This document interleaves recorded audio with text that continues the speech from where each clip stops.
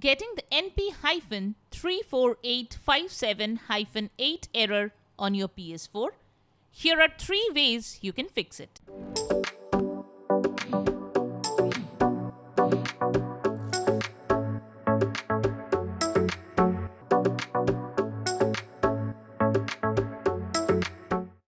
Before we move forward, do us a favor by subscribing to our channel and liking this video. It's free and helps us a lot. You can also support us through Buy Me a Coffee. We do tons of research trying to find the working solutions for you. Your little support will help us continue making solution videos for you and others. Now, let's get started. Method 1. The first thing you need to do is activate your PS4 as primary. Open Settings and select Account Management. Select Activate as your primary PS4. If you see the Activate option available, select it.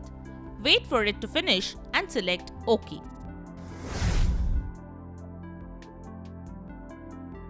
Method 2. The next thing you can do is restore the licenses. Open Settings on your PS4 and select Account Management.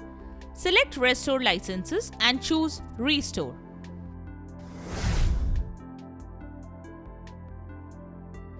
Method 3. Another thing you can try is rebuild the database on your PS4. First, turn off your PS4 and then press the power button for 7 seconds. Now plug in the controller using the USB cable and press the PlayStation button. Select the Rebuild Database option from the screen. Click on OK to confirm it. Wait for it to finish and start your PS4. Check if the issue persists. So that's it. Subscribe to our channel and get quick solutions to all your tech issues. Join our Facebook group where you will get direct help on everything tech. Leave a comment and help others know which solutions solved your problem. Support our dedicated team of troubleshooters and editors directly through Buy Me a Coffee. Thanks for watching and always remember that we are here to help you out.